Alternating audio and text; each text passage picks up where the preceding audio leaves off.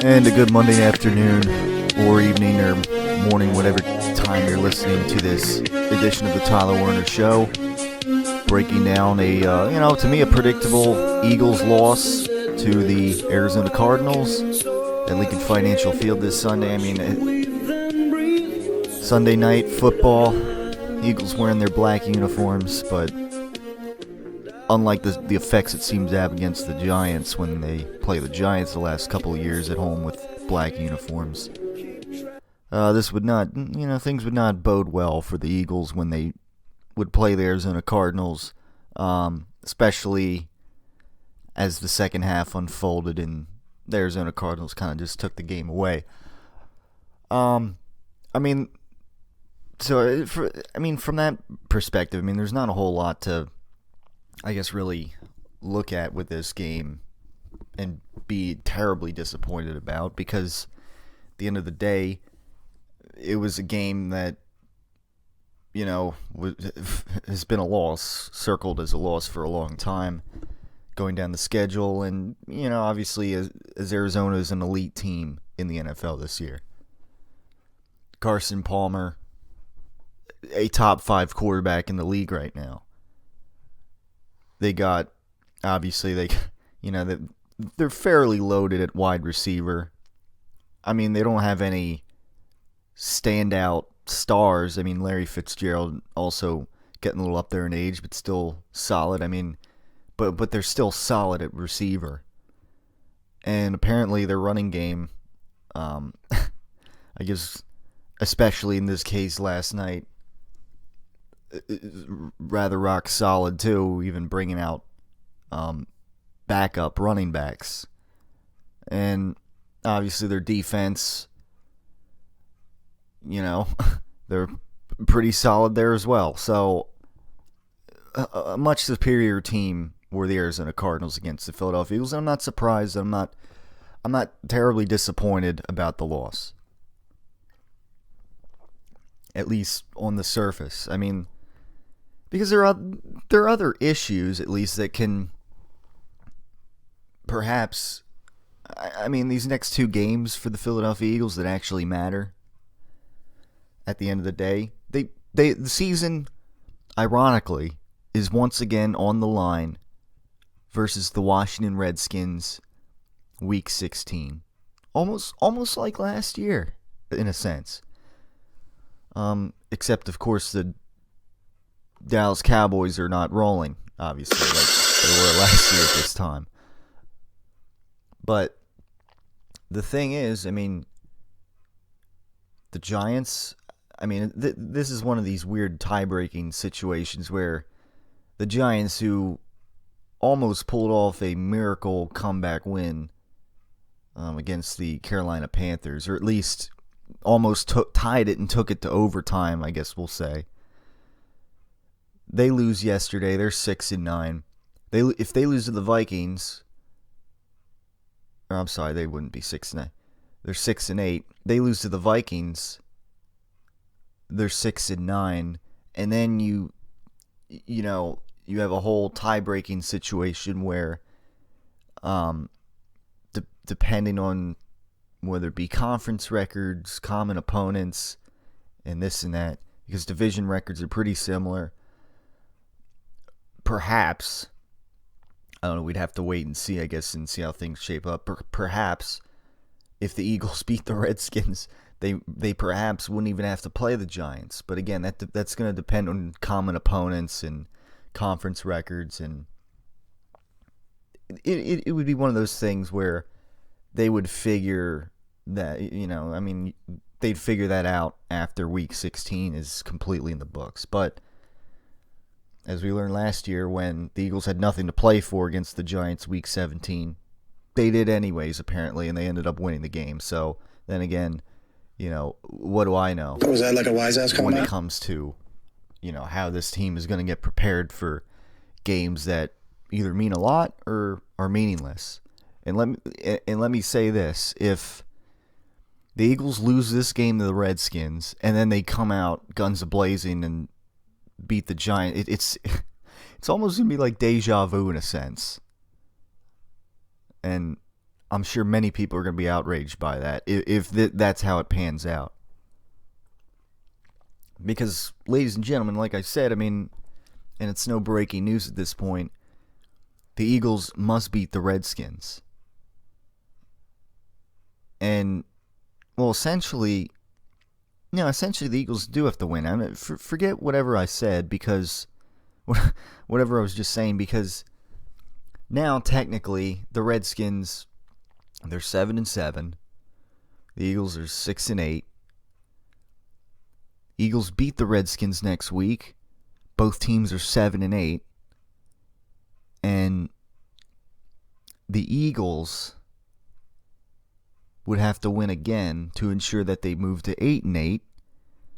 Whereas then, regardless of what happens with the Redskins the next week, it wouldn't matter, because the Eagles, if they beat the Redskins and they beat the Giants, they have a 4-2 division record that wins the division. And the Redskins, they finish up with Dallas, but I mean, again, that game might be meaningless because they've already, I guess they will have already, between the division record tiebreaker and head-to-heads and everything, the Eagles would have the advantage, I guess is the way to lay it out. So, again, the Eagles, they're in a must-win situation pretty much the next 2 weeks. We'll put it that way. They must win against the Washington Redskins, season on the line. That's pretty much it. And I know at the end of the day, I mean, I guess it's like, what does it matter whether the Eagles even win the division? Because then the winner of the division is probably going to have to host a red-hot Seattle Seahawks team, who, by the way, they haven't had Marshawn Lynch. I'm just about that action, boss. And they had Thomas Rawls, who was rolling for a while in the running game, but he went down. And now Russell Wilson has been on fire. We'll just put it that way. And it's one of they were 4-5. Here they sit at 9-5. Now they're not going to win their division, obviously, because the Arizona Cardinals are a very good team this year. And credit to Bruce Arians, who,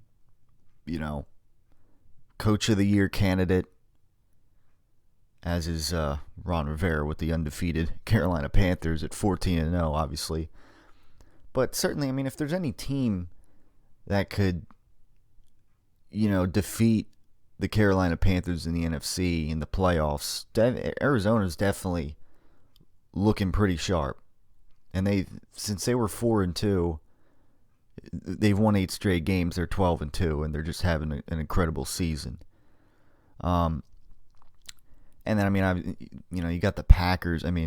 Aaron Rodgers. You just never know what he can. If he just tears up a defense.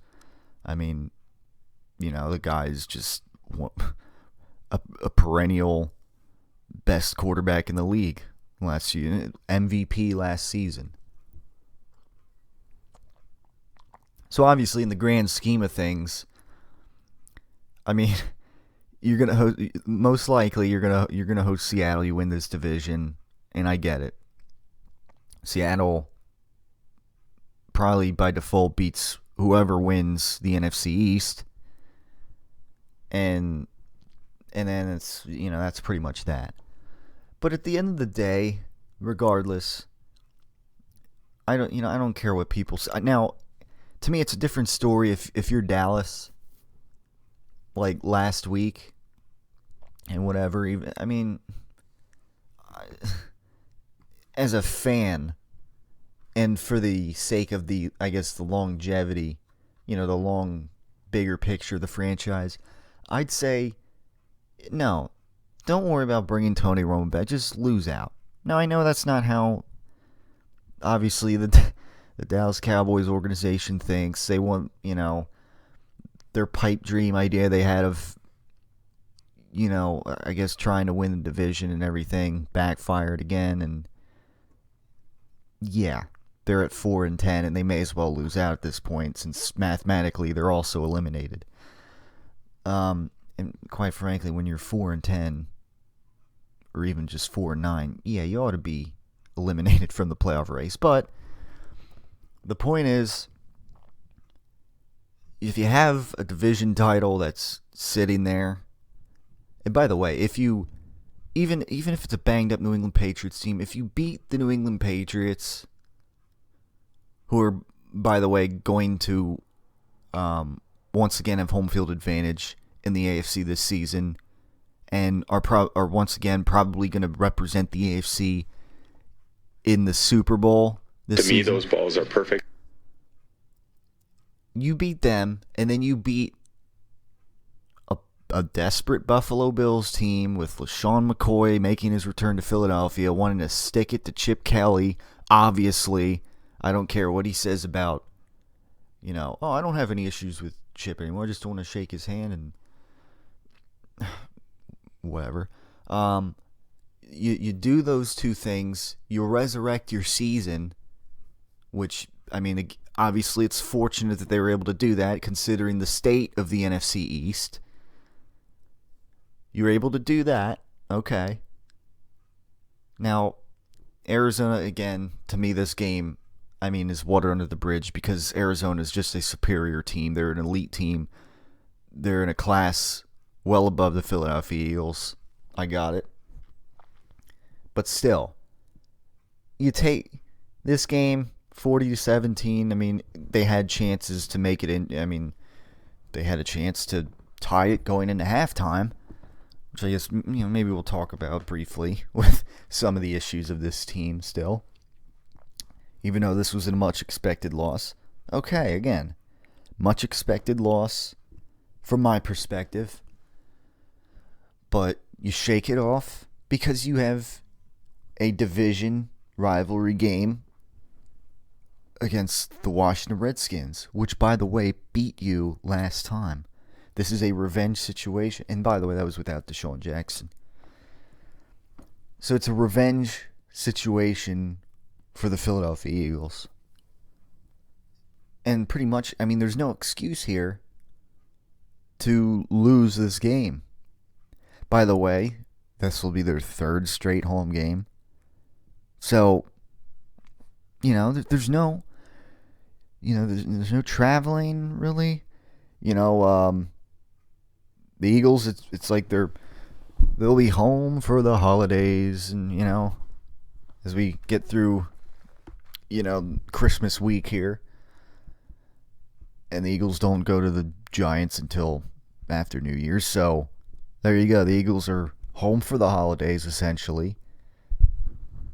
And quite frankly, they're going to be expected to deliver against the Washington Redskins. They're not really missing too many guys.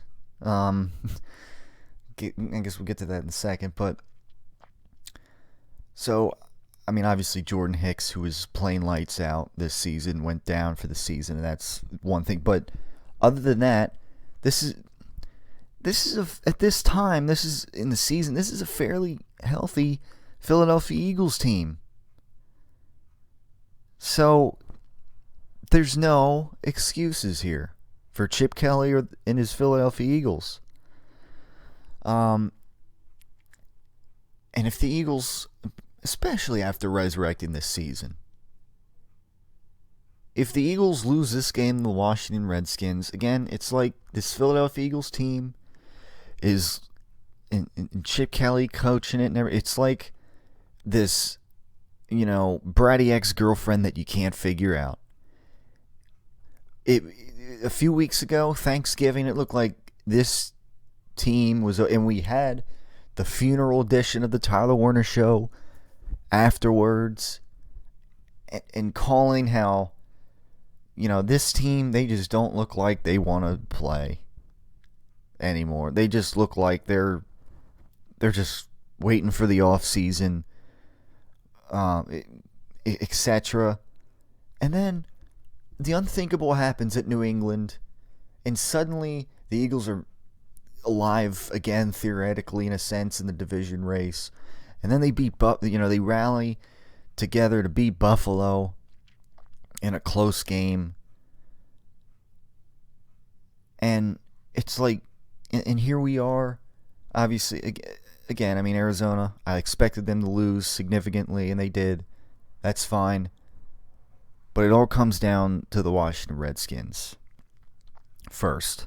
And then the New York Giants to be, either way to be safe. You got to beat them as well. Two division opponents, but especially, I guess we'll take it this first game at a time here. You have to beat Washington first. And again, if they don't, after this whole resurrection of a season, it's going to be an outrage in the Delaware Valley, in the Philadelphia Eagles fan base. And that's the bottom line. And, if they do lose, I think it'll be a little unfortunate because Jeffrey Lurie obviously is going to look at the whole thing with, I mean, think about it. You know what the rationale is going to be, even though if this Eagles team, ends up not winning the division, ends up finishing 3 or 4 games short of what was expected of them. Again, not to mention not winning a mediocre to bad division, however you want to lay it out, a division where nobody is better than mediocre, essentially, which I guess in the books goes down as a bad division. There's from our perspective, there's no excuses for that. But what the rationale with Jeffrey Lurie is going to be. Needs more time for the players to gel, for Chip Kelly to, and I don't buy it, but unfortunately, that's going to be what happens. If this Eagles team, they don't beat Washington, they don't win this division, then that's, unfortunately, that's what's going to happen. So, now what that means for what they do in the offseason, obviously what they do with Sam Bradford, maybe, improvements they try to make elsewhere on the team. Offensive line, wide receiver, that, I guess that would remain to be seen. And it would be another interesting offseason, I guess. But, again, at the end of the day, take it one game at a time, I guess. They got to beat the Washington Redskins on Saturday night football. How about that? And yeah, but if I'm not mistaken, again, I think this is what it was like last year. I believe it's like deja vu. I think it was a Saturday night when they lost to Washington last year, and their season was just over, and then they played the New York Giants and in a meaningless game that the Eagles won anyways. But so I don't know. But the bottom line is, at this point, beat Washington. That's got, obviously that's the focus this week for the Philadelphia Eagles. Now, I guess as we project forward here, I mean, yeah, they weren't expected to beat the Arizona Cardinals from my perspective. I know some people, they had this idea, they were teasing the idea that maybe Arizona, maybe they're due for a loss. The line in Vegas was, perhaps an Eagles line, down around 3. No. This Cardinals team was superior to them. But what were the Eagles able to do? Or not do? All right, well, certainly they weren't able to stop the run. I guess that's kind of a no-brainer. They let, this backup young David Johnson run all over him for almost 200 yards, not to mention through the air. They gave up 50 more, 3 touchdowns. I mean, there's just no explanation for that whatsoever. There's not. I mean, with this front seven, and I don't understand at all. I mean, clearly they didn't. The Philadelphia Eagles. They didn't do something right defending the run. And I watch a team like this, like Arizona,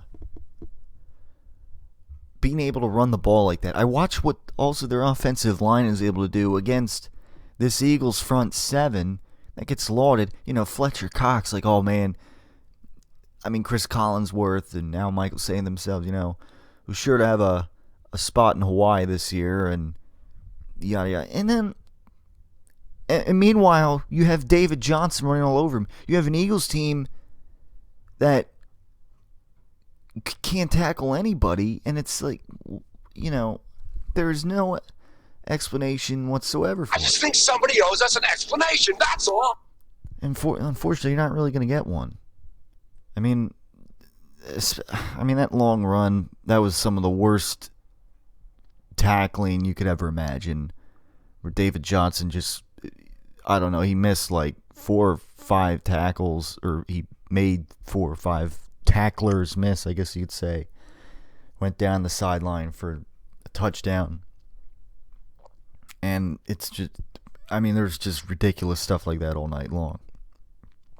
Ironically enough, the deep shots that the Cardinals were taking, that they like to take, much to my surprise, they only connected on like one of them to Michael Floyd, who made a nice catch down close to the end zone.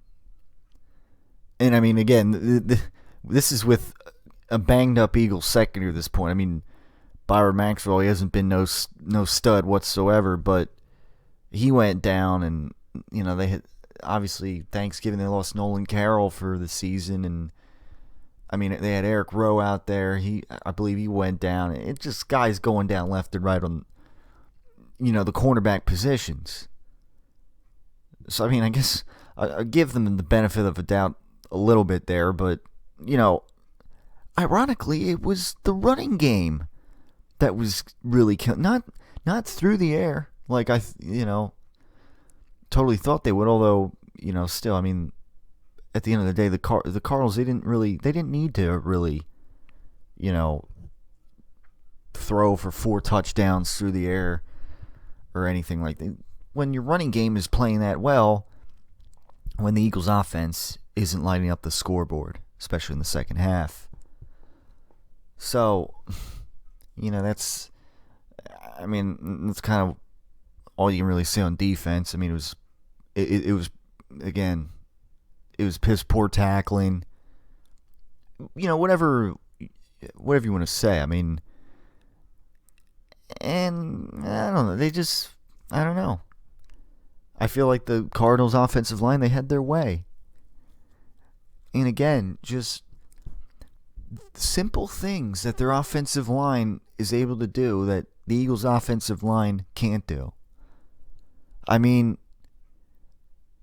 again, not to take anything away from David Johnson, but like the holes that they just seem to really open up against this Eagles defensive line and front seven, and it's mind-boggling that the Eagles offensive line, how much they declined the last 2 seasons, and that they just can't seem to do anything really.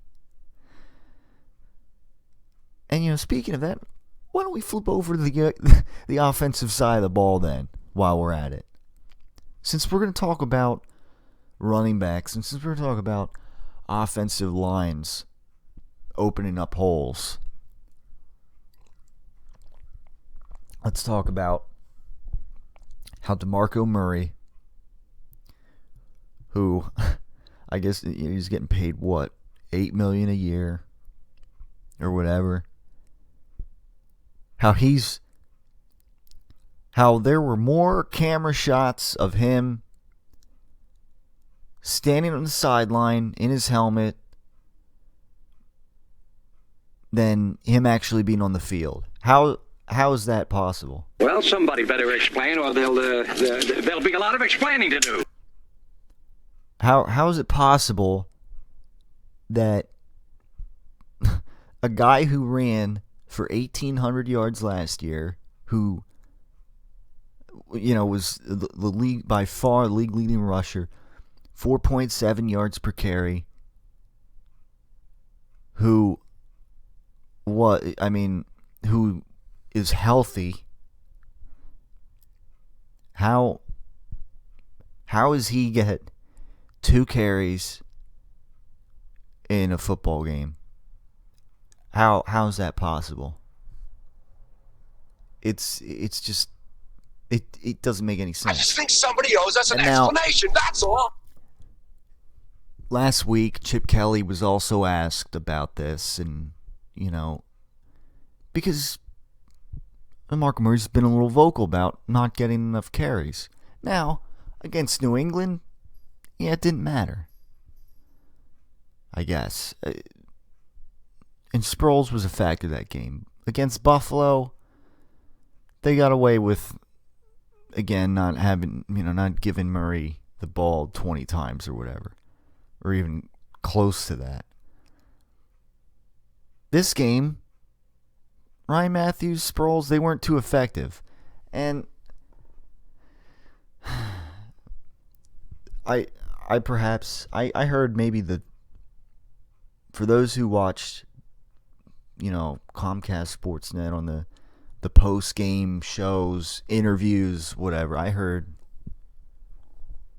from Eagles offensive coordinator Pat Shurmur, who, by the way, I don't even know why they even have an offensive coordinator. I don't even know why because Chip Kelly's the guy that calls the plays, and it's pretty much Chip Kelly's offense. So I don't really know what kind of say Pat Shurmur has in any of this. But nevertheless, I heard maybe this most stupid statement, I guess, you could ever hear from Pat Shurmur, with none other than Derek Gunn begging the question.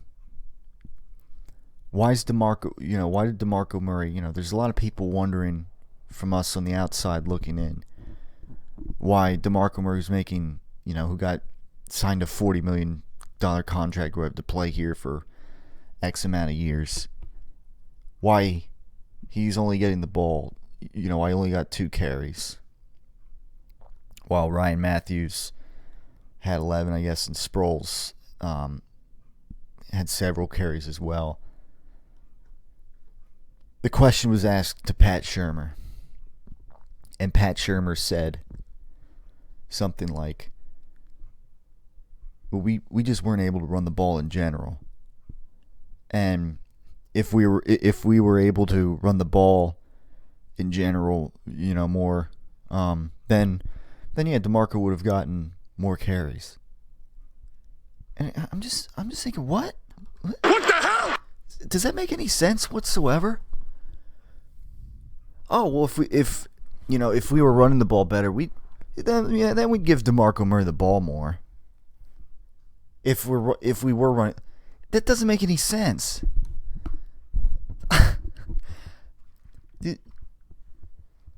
Okay, DeMarco Murray is getting paid, and Pat Shurmur said something like, "We don't look about contracts. We look at players and this and that." And, all right, well, apparently this team saw something in DeMarco Murray enough to pay him that much money, so that doesn't make any sense.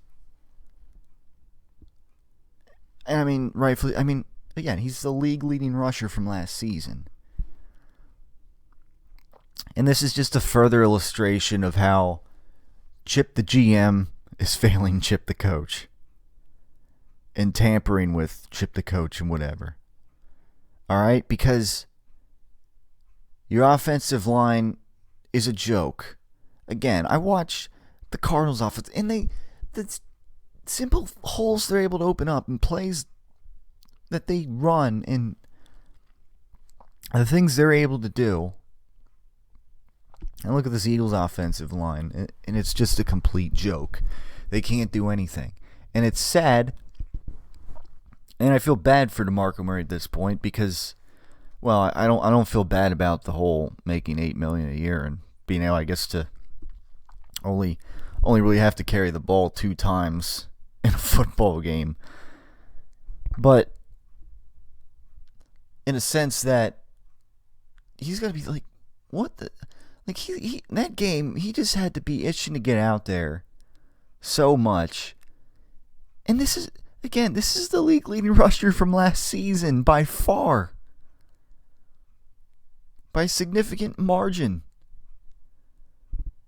And the whole, again, Chip Kelly brought him in, and one of the ideas was he was saying this last year, to run the ball north to south more and stuff like that. And then, your offensive line apparently is not capable of creating that north-south running game. So this, and your quarterback has to line up in shotgun all the time because he's immobile. And it's like a double whammy there for DeMarco Murray. And it's just, this whole running back situation, it doesn't make any sense.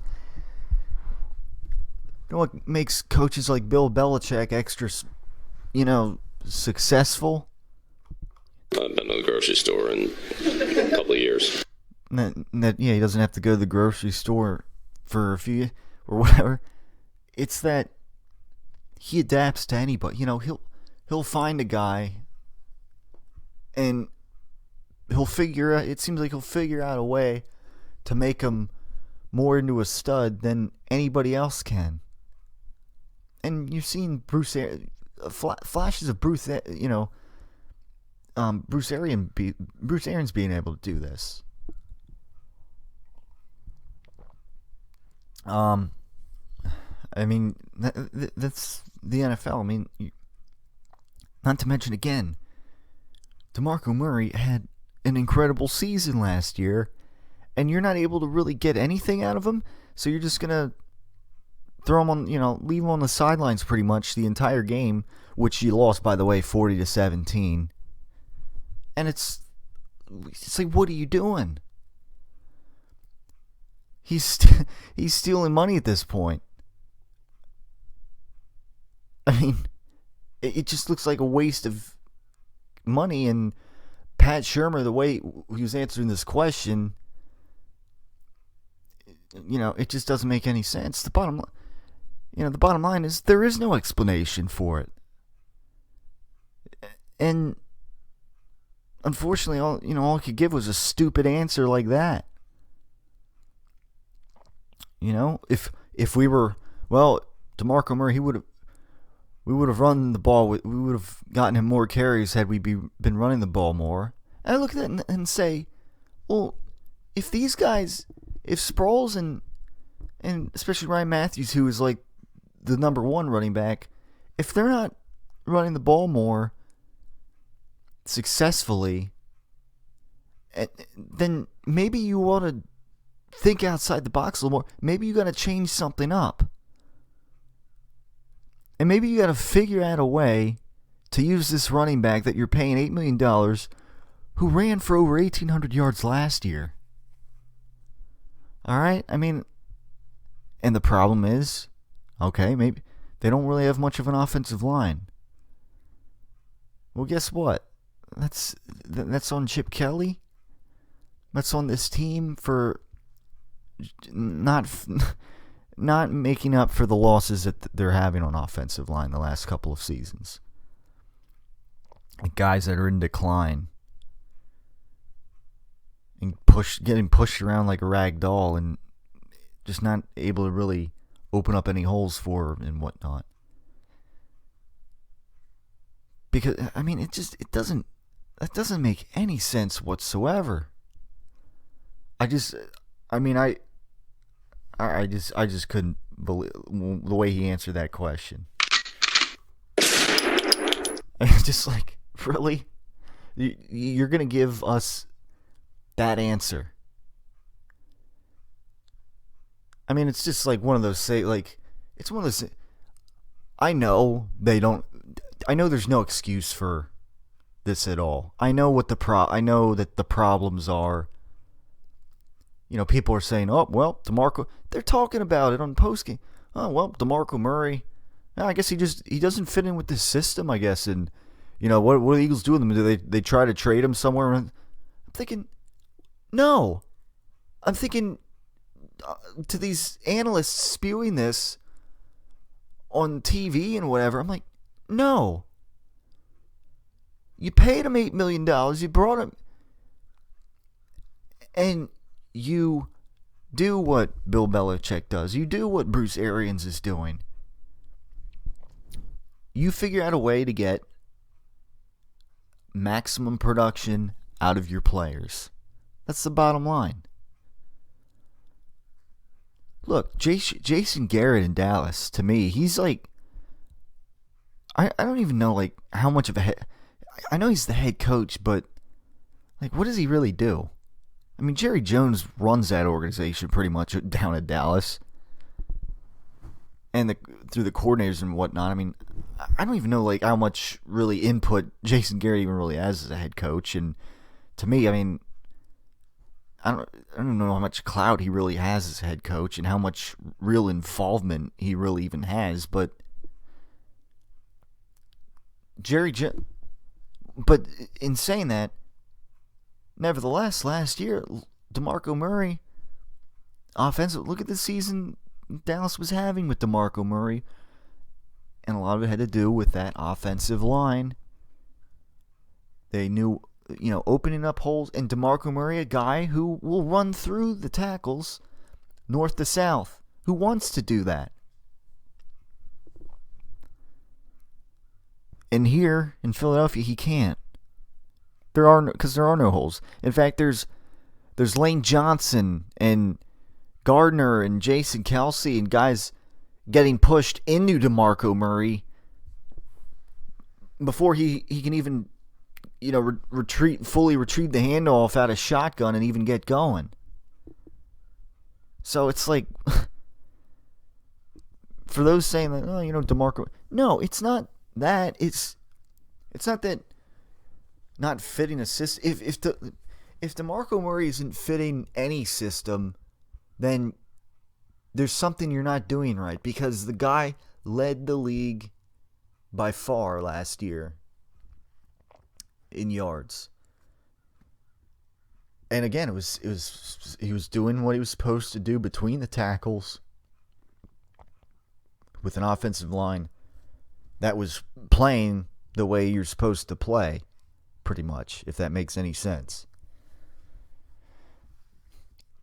And if Chip Kelly here in Philadelphia and Pat Shurmur, I guess, if they're just going to be resigned to the fact that, well, I guess we can't, I guess maybe we'll try Ryan Matthews and Sproles and doing these outside runs and stuff, and because I guess we can't run through the tack. Well, if you're going to resign yourself to that, you're not going to fix the offensive line. You're not going to figure out ways to maximize players who are making $8 million from your payroll. You shouldn't. You shouldn't even be running this organization. It's just absolute malpractice. What a stupid response out of Pat Shurmur. Like, it's one of these things. Again, I'm just like, I know there's no real logical explanation for it. It's kind of an obvious question here where Pat Shurmur and Chip Kelly, this Eagles offense, they're kind of backed into a corner because we know what the problems are. But it's just one of those questions you have to ask, and I guess see how stupid or incomplete the response is going to be. And this is, I mean, I wouldn't have expected the response to be that stupid. Oh, well, if the, Ryan Matthews and Darren Sproles, the guys who, obviously they haven't really held a candle to DeMarco Murray last season or anything like that, and overall production, if those guys would if they were getting more production in the run game, then maybe we would use DeMarco Murray more. It sounds so. It's like one of those things, like growing up or something. For those who I don't know, how your parents were or something, but it's like I can just like picture like eating at dinner or something, and it was if you can't have any chocolate pudding or whatever if you don't eat your meat and you don't eat your vegetables or whatnot. The way the way Pat Shurmur made it, it's like, oh, if you don't eat your more chocolate pudding and you don't eat more Twinkies, then you don't get any meat and you don't get your vegetables. All right, that's what it sounded like to me. It's just so backwards logic there. It's just I don't. It's just gonna have me puzzled for days. I mean, normally, Pat Shurmur's not a guy handling press conference or getting interviewed, and it's like, I guess here's a chance for him to maybe, I don't know, shed some kind of light, and not that he was going to be able to shed any light on that, but it's just like, well, first of all, Chip is the guy doing all, and Pat Shurmur's just like, he's just like a yes man or something about what's going on, I guess, apparently. It's just gonna stick in my craw for days. Does it sound right at all? DeMarco Murray is the guy that's supposed to be getting the football more. That's why he's getting paid more. He's not expected last season, the whole idea of this whole running back rotation, or at least the initial idea behind it, was to, okay, maybe take a little weight off of DeMarco Murray so he doesn't have to get run into the ground or anything. But not to only carry the ball 2 times a game and stand on the sidelines wondering when he's, when to get in the game. Again, Ryan Matthews, who also was carrying the ball like a loaf of bread and had a crucial fumble at midfield at the one of the worst possible times, and it's and couldn't convert on that 4th and short play that I agree with going for it there, and I don't agree with who they were using to do it. That's where you use DeMarco Murray. Remember week 1 against the Atlanta Falcons? When they were driving the ball and they had a similar, it was a 3rd and 1, I guess, but still, they had Ryan Matthews out there. He's that guy that on the outside run play that they seem to do a lot. I guess that's more of his thing. Not trying to plunge through the middle or whatever, and on 3rd or 4th and short. That's where he used DeMarco Murray. He made 12 of those conversions this year on 3rd and short or 4th and short, as they mentioned in the game last night. But no, I guess what no. I guess they couldn't use DeMarco Murray. I guess no. They couldn't use DeMarco Murray there because they weren't running the ball effectively enough with Ryan Matthews and with Darren Sproles, the guys who are supposed to be, the 2nd and 3rd string, the relief guys to DeMarco Murray. But no. How ridiculous is that? And again, they lose this game to Washington. They don't find a way to, because DeMarco Murray is supposed to be, significant piece to this team. That's why he's getting paid that much. I mean, I'm sorry if your line hasn't been effective this year. I'm sorry if your quarterback is immobile and that you can't do anything with the read option with him, really, as far as running the ball or whatever. But that's your problem. You got to get the guys to maximize your system.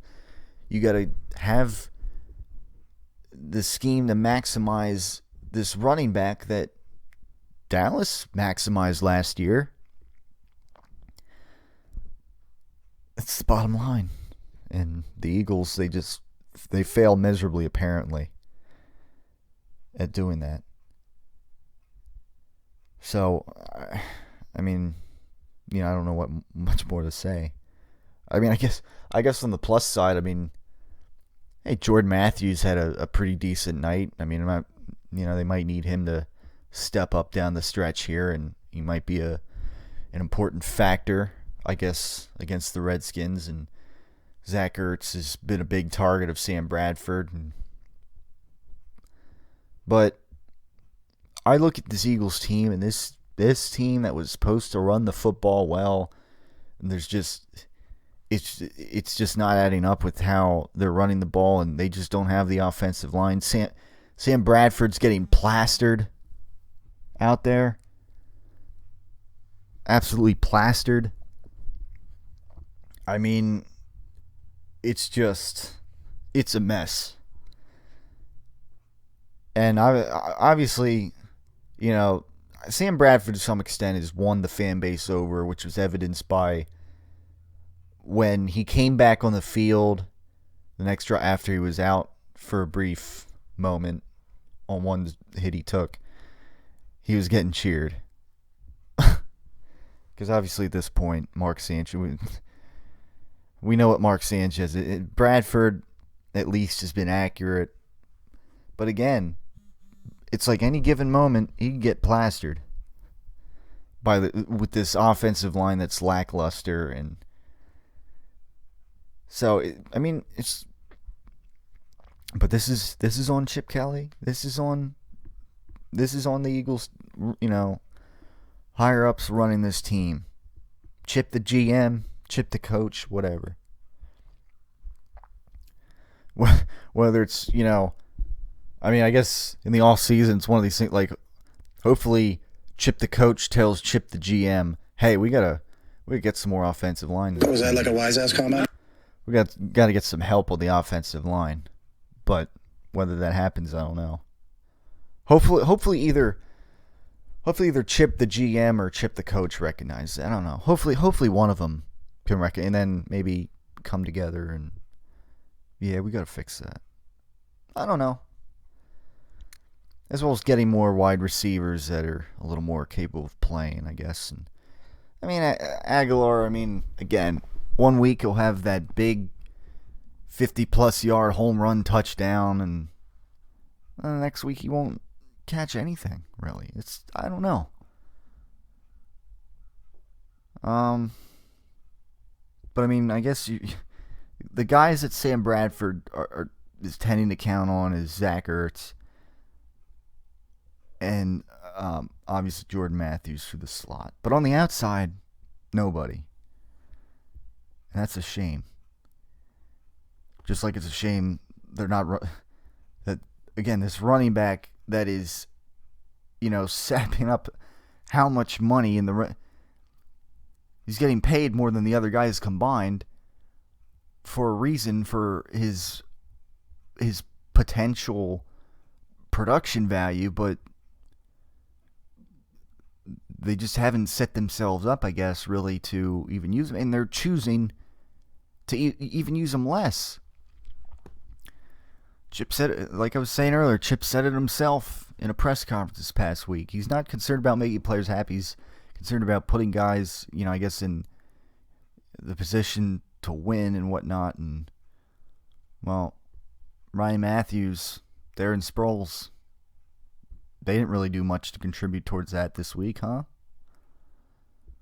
Although DeMarco Murray, who has the potential, maybe they just don't have the offensive line to do it. Maybe they just don't have they're not running the right things, with quarterback and shotgun all the time.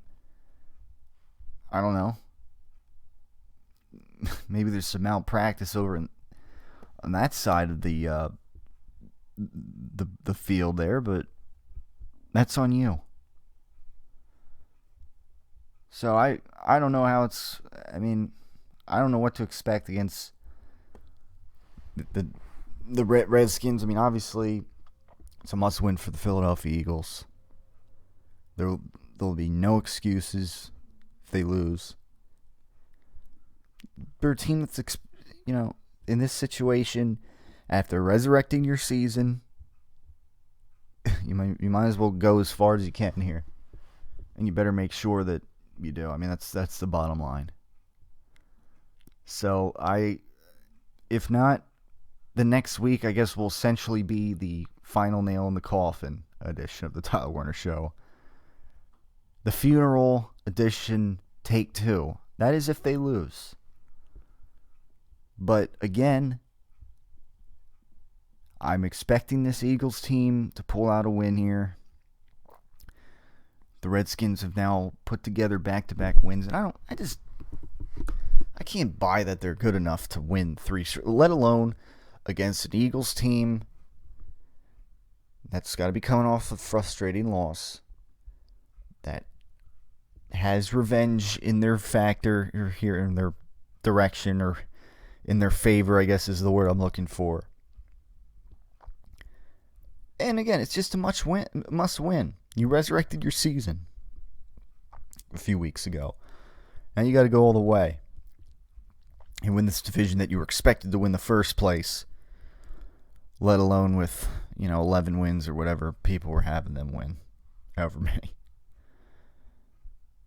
So that's the bottom line. If not, then it'll be a rant-on edition next week on the Tyler Werner Show, as far as that's concerned. But we'll try to go back around the NFL this week, as far as other games going on in the league and whatnot. And the playoff pictures and possible, with the AFC and the NFC, how things can turn out. So stay tuned for that, as always, right here on the Tyler Werner Show. Thanks for tuning in, everybody. Attention parents. Is your under 18-year-old daughter being cyber-stalked by a man who identifies themselves as a grown adult male? I want to meet you and fool around. Are you up to meeting tonight, hon? I think I would like to shower with you. We can do it in the shower, too. If so, you need to contact Chris Hansen Company to bust these online cyber-stalkers. How are you tonight? Why don't you have a seat there and get comfortable for that? I guess you're going to tell me next that this is the very first time you've done something like this. Chris Hansen and the Dateline crew will take care of it. Contact us, and we will put an end to the cyber stalking that your daughter is experiencing. Well, there's something you got to know. I am Chris Hansen with Dateline NBC, and we're doing a story on computer predators. Busted! I'll have some skirt steak, some brisket, little piece of that New York steak, a couple of them steak fingers, and a burger. You've known for a long time that you were going to have to get real about fat or stay real fat. It didn't get that way by accident or by some outsider's doing. Put some macaroni and cheese on there, too. Is there any chicken fried steak left? Your weight just keeps creeping up or maybe even shooting sky high. 3 slices of pecan pie and 2 cups of coffee. You have a decision to make. You know it, and so do I. Yes, all right. You need prescription diet pills or other diet aids to lose weight. Okay, Rocco, pretend I'm the girl that you want to ask out on a date. How about maybe you and I, maybe we go out together, get something to eat, I don't know, maybe laugh a little bit, who knows, I don't know, would you like to maybe, you want me to go out together? What do you think? Would you like to? You need to make more eye contact and you sound way too nervous. You want to hear me say it? You want to break me down? All right, I'm afraid. For the first time in my life, I'm afraid. Having a tough time asking out ladies? You need to see Clubber Lang for a lesson. Hey, woman. I bet you stay up late every night dreaming you had a real man, don't you? I tell you what, bring your pretty little self over to my apartment tonight, and I'll show you a real man. Build confidence with the ladies like never before with Clubber Lang's dating services. The most highly recommended in all of the Delaware Valley.